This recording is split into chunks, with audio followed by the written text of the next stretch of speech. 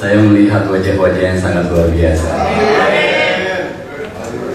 Perkenalkan, saya Tirta Yasa. Saya terlahir sebagai Tubagus Tirta Yasa. Kalau Tubagus itu berarti orang Banten, Pak ya? Orang Banten. Jadi bapak saya mempunyai bapak, artinya kakek saya itu namanya Syawal Ahmad Joyo Soekarto bin Kiai Haji Mat Umar bin Kiai Haji Mas'ud. Sudah almarhum, dikuburkan di Gombong, Desa Bode, di pesantrennya uyut saya itu. Uyut saya, Kiai Haji Mas'ud itu makamnya dua. Ada di Desa Bode, di Gombong, dan satu di Baki, di Mekah. Jadi uyut saya adalah salah satu pengajar di Mekah. Puji Tuhan. Puji Tuhan, belum kenal Kristus maksud saya. Kalau ibu saya, orang tuanya adalah Tubagus Pena bin Tubagus Ahmad Emon, seorang cukup terkenal di Banten, Tangerang. Jadi kalau orang anaknya siapa, cucunya siapa, cucunya Ki Pena. Kalau Ki Pena mereka pasti tahu itu siapa, itu adalah kakek saya, Ki Pena. Yang makamnya kakaknya mempunyai keluarga, mempunyai pesantren saya juga, ada di Pandeglang dan di Sukabumi. Makam keluarganya juga diziarahin orang Pak. Jadi dari orang tua laki, orang tua perempuan, makam-makam leluhurnya itu banyak diziarahin oleh orang-orang Muslim, terutama pada saat menjelang Ramadan, menjelang, saya sudah lupa menjelang Tuhan. Jadi saya terlahir sebagai orang Muslim, Bapak Ibu. Muslim dari keluarga yang taat Muslim. Saya waktu SD, pagi sekolah, saya besar di Rawamangun, Pak. Di Rawamangun, jadi SD-nya jadi Rawamangun, SMP-nya 74, SMA-nya 21 di Rawamangun. Jadi dari kecil sudah dididik mengenai paham agama Islam, karena orang tua saya Islam. Jadi bukan mau saya nih Pak, bukan mau saya menjadi seorang Islam pada waktu itu. Tahun 71 saya lahir. Masih muda Pak ya? Masih dong. Jadi pagi saya sekolah, sorenya saya belajar di madrasah. Jadi di Romang itu ada madrasah. Saya biar kata gini-gini juga pernah ikut lomba MTQ nih Pak, kan gitu. Walaupun nggak menang kan gitu kan, tapi ikut lomba MTQ lagi SD. Lalu SMP dan SMA saya masih bergelut di dalam Islam. Lepas dari situ saya baru mengalami pendidikan pesantren di Gentur, di Desa Warung Kodang di Cianjur. Itu sepupu dari uang saya yang punya di sana pesantrennya itu. Singkat cerita, karena Bro Rudi bilang kan 20 menit aja bro ya, gitu ya. Oh 30 menit. Jangan. Jadi singkat cerita Pak, Bapak Ibu, 10-11 tahun yang lalu, oke, skip. Lalu 11 tahun sahabat saya ini meninggal Pak. Meninggal Pak. Jadi kalau orang Islam itu meninggal kan di ngajiin dulu kan. Terus saya duduk. Saya waktu itu juga nggak sadar itu agama saya apa kan. Karena saya 10 tahun yang lalu itu sudah mulai terkontaminasi oleh teman-teman pergerakan, oleh teman perjuangan saya, teman main saya. Waktu saya menatap wajah itu mayat yang meninggal, yang ada di benak saya adalah, ini kan hopeng saya nih Pak ya, sahabat saya. Jadi saya tahu kan plus minusnya. Jadi saya bertanya, sahabat saya ini pulangnya kemana ya? Tuhannya yang mana?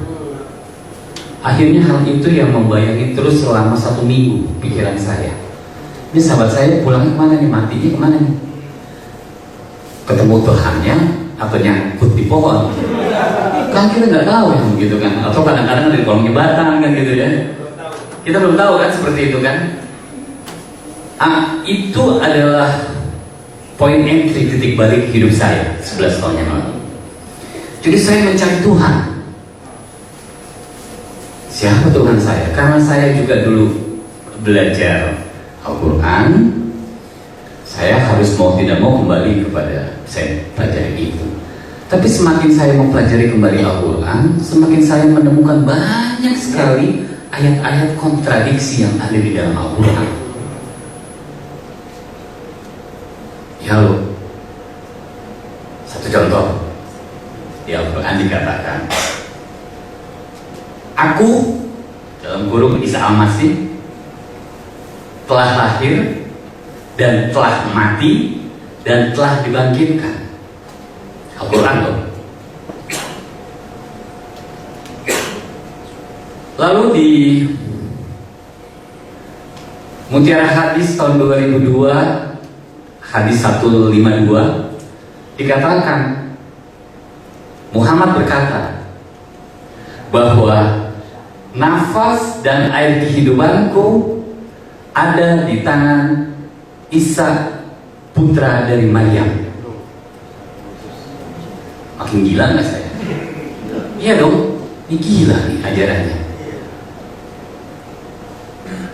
Karena saya sudah mulai goyah, lalu ketemu teman saya nih, orang Buddha. Jadi saya belajar Buddha, mempelajari. Oh luar biasa kasihnya Buddha itu. Tapi saya tidak menemukan esensi bumi segar pada saat Buddha. Akhirnya saya belajar kejawen, Pak. Kejawen itu kan ada Islamnya, ada Kristennya, terus ada budaya Jawanya.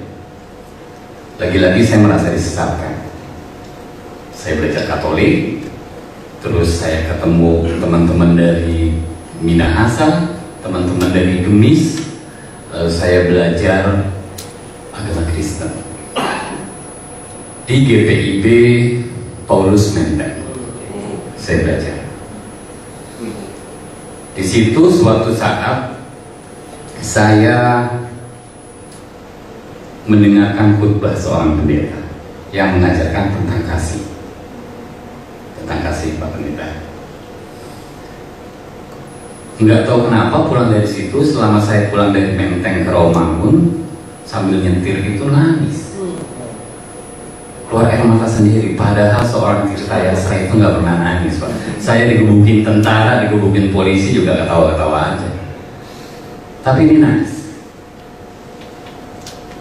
Saya ngurung diri semalaman itu. Saya makin bertanya, apa ini kasih yang Tuhan Yesus ajarkan? Di situ saya mulai pencerahan, sehingga 4 tahun yang lalu itu saya Bro Andrew ya bilangnya, saya orang yang rajin ke ibadah ke gereja. Hampir 1 tahun itu saya tidak melewatkan ibadah minggu. Nah, keluarga saya kan mulai tahu dong, mulai mencium kan, dan saya bilang iya, saya lagi belajar Kristen. Dan puji Tuhan, Pak, saya dikeluarkan dari grup WA dan grup keluarga. Puji Tuhan, Pak. Puji Tuhan.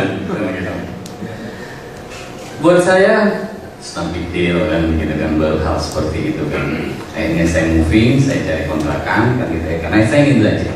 Saya ini karena mungkin sama dengan ayah saya, tipikalnya pengennya belajar, pengen tahu kenapa, sebabnya apa, bagaimana ya. Jadi saya nggak bisa terima nih kalau ada pendeta, ustadz, kiai itu ngomong saya harus tahu dulu nih A-nya karena apa. Jadi nggak bisa telan mentah-mentah gitu. Memasuki tahun pertama saya mulai belajar, lalu saya ikut katekisasi, baik yang khusus maupun yang umum. Tapi lagi-lagi saya tuh pada saat mau pembaptisan itu nggak jadi lagi Pak, nggak jadi lagi. Lalu memasuki tahun kedua, artinya 3 tahun yang lalu, saya disentil sama Tuhan Pak. Siapa yang sudah pernah disentil sama Tuhan? Wah luar biasa, belum ada pernah. Berarti ini orang-orang kudus semua nih, luar biasa nih. Luar biasa ya. Iya. Oh gitu. Luar biasa. Jadi ceritanya saya disentilnya itu karena saya kan sudah mengakui Tuhan, mengakui Tuhan Yesus, sudah ibadah terus. Artinya saya sudah in di dalam Kristen walaupun belum dibaptis. Memasuki tahun kedua itu karena saya makin cinta gitu ya ini dalam Kristus, tambah luar biasa Pak. Saya nggak boleh pulang sama keluarga saya, nggak boleh ketemu anak saya, nggak boleh ketemu ibu saya.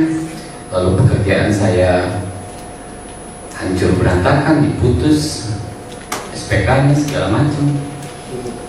Luar biasa kan mengikuti Kristus kan. Tapi yang membuat disentilnya itu adalah karena saya sudah mengimani, tapi saya tidak mau mengakui. Mengimani, tapi tidak mau mengakui Pak. Gimana bisanya? Ya bisa. Jadi kadang-kadang kalau lagi urusan bisnis sama yang orang Islam, lo gimana? Oh ya, gue masih Muslim dong bro, kan gitu.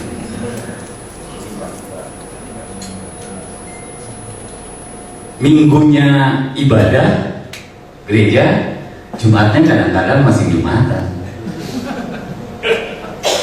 Artinya itu saya kan menjadi orang yang munafik, betul? Orang yang setengah menerima Yesus. Padahal saya sudah, iya ya, ini ajaran yang benar. Tapi saya munafik, makanya Tuhan sentil itu. Akhirnya saya tersadar bahwa saya nggak bisa begini. Saya declare di seluruh sosmed, di semua komunitas, di keluarga saya bahwa I'm Christian. Saya seorang Kristen. Dan saya seperti melepaskan beban setelah mengakui itu. Topengnya copot. Karena saya bukan Ariel Pak. Kalau Ariel saya pakai topeng. Untungnya bukan entah Ariel. Jadi saya merasa beban saya copot semuanya. Copot semua. Bapak Kristen kan? SKP 3 Menteri merugikan tidak? Merugikan Pak Pendeta? Merugikan ya? Tapi turun nggak untuk berjuang untuk itu? Tidak. Saya yang dulu masih Muslim sudah berjuang untuk itu. Walaupun sampai sekarang belum selesai. Mereka masih beribadah di depan, di Taman Padang, di depan Istana Negara. Sakit nggak? Sakit. Bagaimana bisa di dalam negeri sendiri kita tidak bisa beribadah menurut keyakinan? Dan saya berjuang untuk itu Pak. Saya sekarang masih memperjuangkan undang-undang pendidikan pesantren dan pendidikan agama, di mana itu mengkerdilkan orang Kristen, orang Katolik, orang Buddha. Bagaimana bisa ada undang-undang yang menyatakan kalau ada ponsel itu harus di atas 25 orang? Bagaimana bisa? Dan harus izin dulu. Kan luar biasa kan. Nah 2 tahun itu saya ngurus itu mulu Pak. Ngurus itu terus. Saya berjuang untuk Ahok, untuk Jokowi kemarin, bukan dia ya. Nah di perjalanan itu Pak, saya ketemu dengan seseorang yang kasihan kali ngeliat saya karena gembel kali ya kan gitu. Jadi kasihan, yuk kerja sama gue deh, bantu gue. Oke. Dan tidak ada hitung-hitungan gaji tuh Pak. Luar biasanya saya tiba-tiba terima aja. Padahal saya termasuk cowok mata ya Pak kan gitu, money oriented. Tapi saya menerima itu. Tapi mungkin itu adalah jalan Tuhan. Tanggal 19 Desember 2018 pagi, saya diminta ke apartemen beliau. Lalu dia berkata, Tirta, karena saya kan terkenalnya Tirta Yasa gitu kan ya, boleh cek di penjara lah, bukan, boleh cek di YouTube. Tirta, kamu berangkat ke Israel. Saya orang baru, new kafir. New kafir kan? Kata orang. Diminta berangkat ke Israel. Siapa gue nih kan gitu kan? Tapi saya berhikmat pagi itu. Kalau memang ini panggilanmu di jalanmu, gue akan berangkat. 19 Desember. Sukacita nggak? Sukacita Pak Diki ya. Kalau mendengar gitu kan pasti sukacita ya. Lalu sorenya, sekitar sore jam 3, jam 4 itu, tanggal 19 yang sama, saya ditelepon sama adik saya. Mas, papi meninggal. Jadi dalam satu hari itu saya mengalami yang namanya sukacita dan duka cita. Saya percaya bahwa ini bukan sebuah kebetulan. Tidak ada yang kebetulan di dunia ini. Pasti semuanya adalah karena Dia. Kita lahir pun karena Dia. Kita di dunia karena Dia. Karena satu ayat 1 kita bawa kita ya. Kalau salah kasih tahu Pak.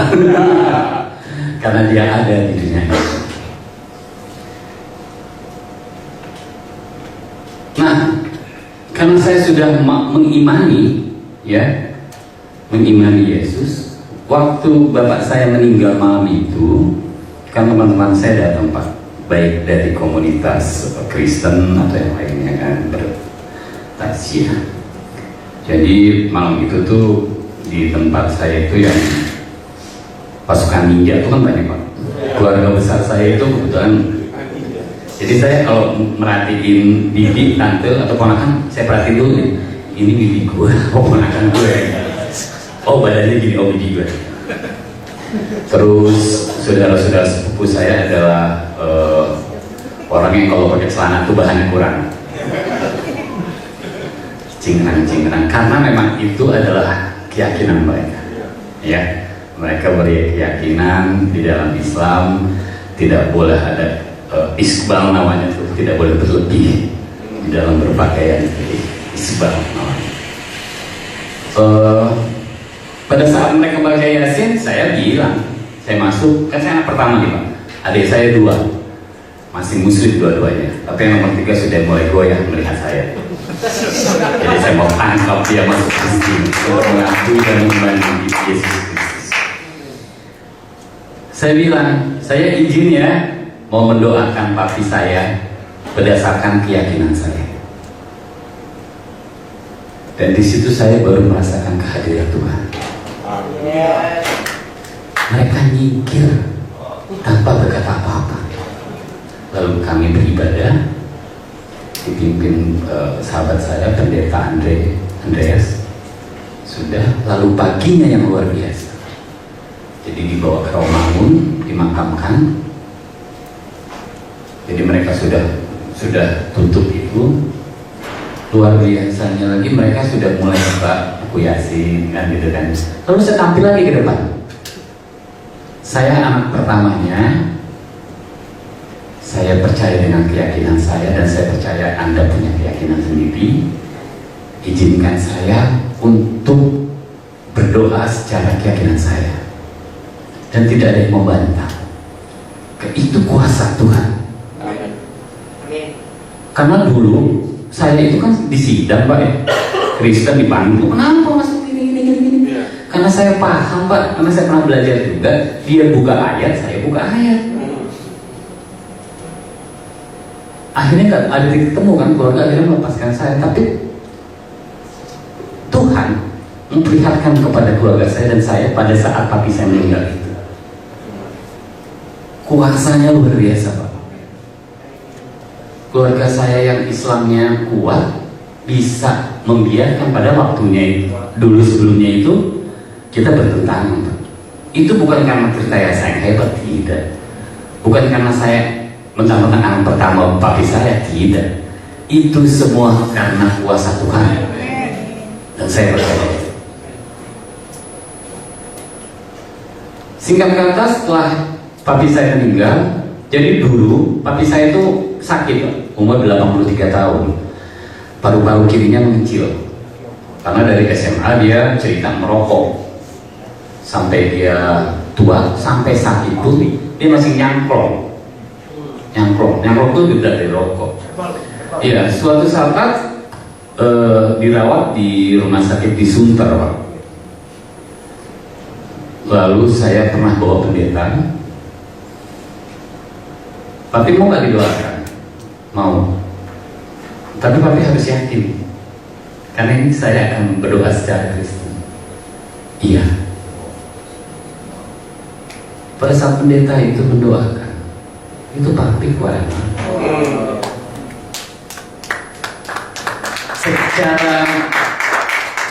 Secara kedagingan mungkin mereka papi saya tidak bisa mengatakan iya, tapi batin dan hatinya itu mengakui Kristus. Jadi salah ini saya beri salah satu orang di keluarga besar, baik keluarga besar laki maupun perempuan, yang bisa menerima masuk Kristennya saya mengakui Yesus Kristus adalah papi saya. Papi saya hanya bilang, jadilah Kristen yang baik. Papi saya Muslim, tapi dia bisa berkata begitu, jadilah Muslim yang baik, Kristen yang baik. Lalu sepeninggalnya itu, saya akhirnya berangkat ke Israel first class tanpa uang sepeser pun. Ada yang nyangoni. Dan ikut di sana, saya ikut yang proaktif, Pak. Jadi datangnya itu ke tempat yang memang sesuai dengan Alkitab. Saya lahir 17 Januari 71. Dan saya dibaptis di Sungai Yordan 14 Januari. Artinya breakthrough tahun ini adalah saya benar-benar lahir sebagai anak Tuhan. Dan saya percaya itu adalah jalannya, Pak. Saya yakin itu jalannya, karena saya yang tadi apa Pak? New kafir, Pak, ya? New kafir itu baru, tapi dipanggil ke tanah Tuhan. Pulang dari Israel, di sana saya mengalami dua hal yang pencurahan Roh Kudus langsung. Ini kesaksian loh, disaksikan Tuhan. Pada saat di tempat di mana Tuhan Yesus terangkat ke surga, pada saat kita ibadah, gitu Pak ya, ini dia kayak kecil lah, ini besar banget, kecil, bulat. Tiba-tiba 8-10 detik saya budek. Padahal saya ngeliat ini orang lagi kemas lagi doa, lagi pimpin doa, yang lain berdoa, tapi saya tidak mendengarkan suara satupun. Saya pikir karena itu di ketinggian, di atas tebing gitu. Terus kami berjalan, Pak, ke atas makam Raja Daud, di mana di atasnya itu ada aperu. Saya berdoa lagi, tiba-tiba seorang pendeta dari Surabaya yang saya tidak kenal dan baru kenal di situ, katanya, dia cari mana Pak Tirta. Lalu saya kan orangnya kan nggak mau tampil, Pak, karena kebiasaan Pak, kalau saya tampil pasti ditangkap polisi kan begitu. Saya ngumpet aja di belakang doanya, Pak. Pak Tirta sini.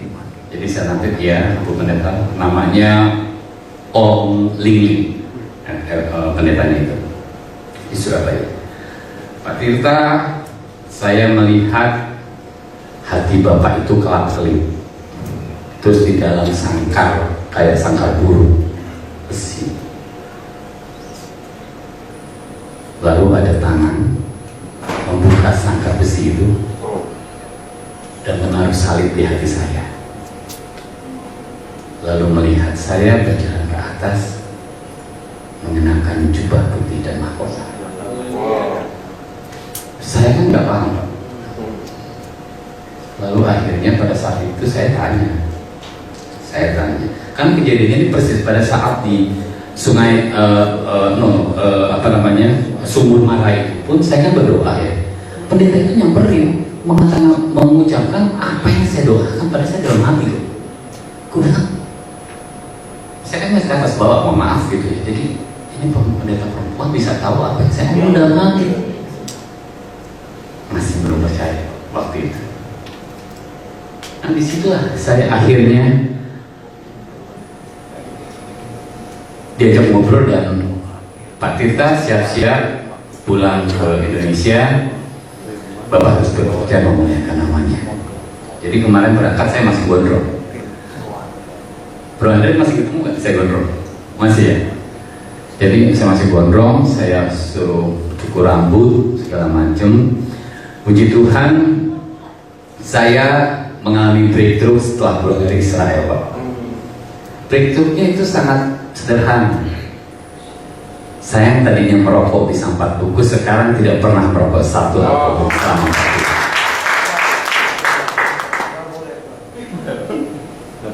Iya Pak, itu luar biasa. Saya tadinya 4 bungkus sehari. Dan saya sekarang sedang berusaha untuk memuliakan namanya. Saya akan memberikan kesaksian apapun untuk kebenaran Kristus. Saya tidak akan mengumpet-ngumpetin yang menyembunyikan apapun itu, karena yang harus disampaikan adalah kebenarannya, bukan dogma agamanya, bukan itu. Jadi saya itu sehingga suatu hari saya mengalami pencurahan Roh Kudus, ada saksinya istri saya. Jadi saya tidur tiba-tiba terguncang semua itu, terus katanya saya mengucapkan bahasa lidah, bahasa roh. Haleluya, tapi saya takut Pak. Takutnya adalah saya adalah manusia biasa yang penuh dosa. Saya tidak ingin kebenaran saya tersampaikan hanya karena kedagingan saya. Jadi satu hal yang ingin saya sampaikan bahwa komitmen dan doa itu penting terhadap Tuhan Yesus, karena menjadi anaknya itu adalah sebuah komitmen, bukan hanya sekedar menjalankan ritual keagamaan, tetapi yang penting adalah bagaimana kita tahu akan arti dari Kristus itu sendiri dan menyampaikan kebenaran kepada semua orang tentang Kristus. Jadi mulai sekarang Bapak-bapak, Ibu-ibu, yuk kita sampaikan kebenaran Kristus tanpa perlu takut apapun. Karena Tuhan Yesus pasti bersama kita. Tidak ada yang bisa melanggar, tidak ada yang bisa menutup, tidak ada yang bisa membendung tentang kebenaran Yesus Kristus. Terima kasih. Selamat malam, shalom. Wow, terima kasih buat teman-teman yang sudah menyaksikan tayangan komunitas kopi ini. Ngopi ini ngobrolin Papi Surgawi, karena kami tahu setiap berita kabar baik itu pasti akan memerdekakan setiap yang mendengar. Karena Tuhan begitu mencintai adalah saya tanpa syarat dan menerima kita, mengubah hidup kita. Terima kasih ya, jadi berkat buat Anda dan semua. Oke teman-teman, tolong ya subscribe logo di bawah ini supaya komunitas kopi semakin maju dalam memberitakan kabar baik. Thank you. God bless.